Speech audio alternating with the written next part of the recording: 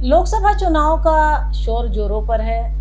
BJP 400 पार की बात कर रही है तो वहीं इंडिया गठबंधन 300 सीटें जीतने का दावा कर रहा है। दोनों ही गठबंधन या दोनों ही दल अपने अपने दावों में फुल मेजोरिटी के साथ सरकार बनाने की बात कर रहे हैं। लेकिन क्या सचमुच बीजेपी 400 पार कर पाएगी? क्या इंडिया गठबंधन 300 सीटों पर जीत सकेगा? इसे समझने की कोशिश करते हैं। समझते हैं कि आखिर अलग अलग राज्यों में सत्ताधारी बीजेपी की क्या स्थिति है और वहां कांग्रेस गठबंधन कितना दमखम रखता है।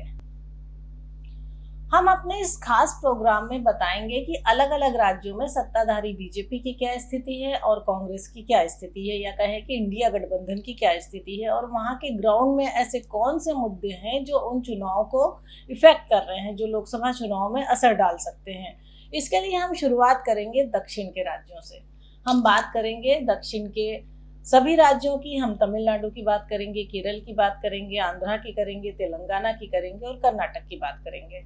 दक्षिण के राज्यों में राम मंदिर एक बड़ा मुद्दा है। राम मंदिर बनने का जो राम मंदिर बनकर तैयार हुआ है वो एक बड़े मुद्दे के तौर पर, या फिर राम मंदिर का बनना, ये वो मुद्दा है जो वहां के वोट पर बहुत सीधे तौर पे दक्षिण के राज्यों में असर डाल रहा है।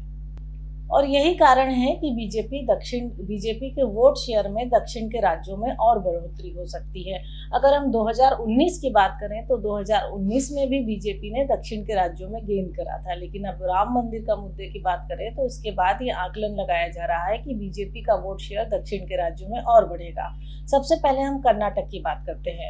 हम कर्नाटक की करते हैं। कर्नाटक में 2019 में भी बीजेपी का प्रदर्शन काफी अच्छा था। बीजेपी के पास कर्नाटक की लोकसभा की कुल 28 सीटों में से 25 सीटें थी। एक सीट कांग्रेस के पास थी और अन्य दलों के पास 2 सीटें थी।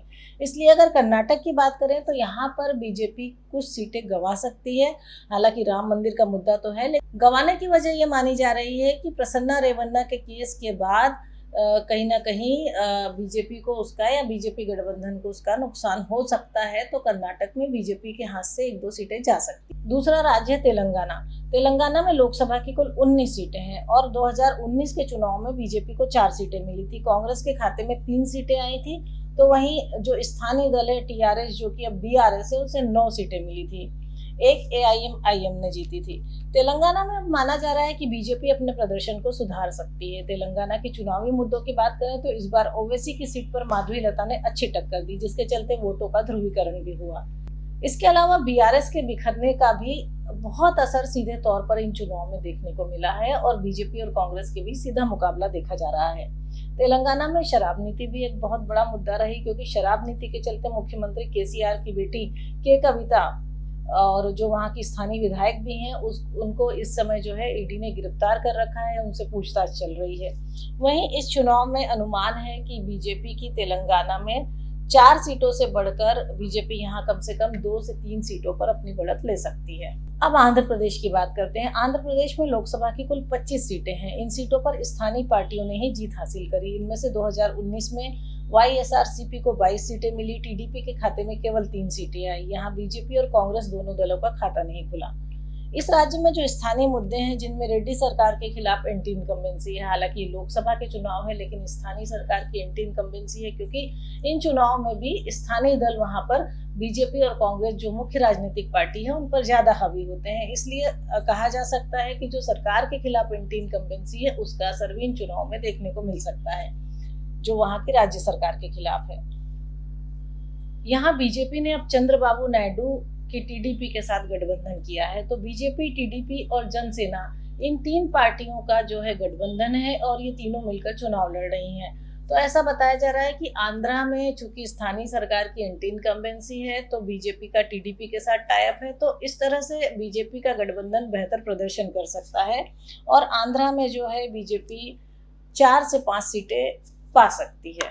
बात तमिलनाडु की करेंगे। तमिलनाडु में लोकसभा की 39 सीटें हैं, जिनमें से डीएमके ने 24 सीटें जीती, कांग्रेस ने 8 जीती और 7 अन्य सीटें लेफ्ट और स्थानीय दलों को मिली। तमिलनाडु में बीजेपी का खाता खुलना अभी भी कुछ कठिन दिखाई दे रहा है। हालांकि बीजेपी इस राज्य में अपना वोट शेयर पहले की तुलना में बढ़ा सकती है, लेकिन सीटें हासिल कर पाना कठिन दिखाई देता है। केरल की बात करें तो केरल में लोकसभा की कुल 20 सीटें हैं और 2019 के चुनाव में यहाँ यूपीए गठबंधन ने 19 सीटों पर जीत दर्ज करी थी। केरल के जो सियासी समीकरण है उनको देखें तो एक या दो ऐसी सीटें हैं जहां बीजेपी कांग्रेस और लेफ्ट को फाइट देती हुई दिखाई दे रही है, लेकिन इन सीटों पर वो जीत दर्ज करा पाएगी कि नहीं ये कहना अभी मुश्किल है। हालांकि केरल में बीजेपी का वोट शेयर बढ़ेगा, क्योंकि जिस तरीके से मैंने पहले बताया कि राम मंदिर दक्षिण के राज्यों में एक मुद्दा है, तो बीजेपी यहाँ एक दो सीटों में फाइट देने की स्थिति में तो आई है, लेकिन जीत दर्ज कर पाएगी कि नहीं ये कह पाना थोड़ा कठिन है।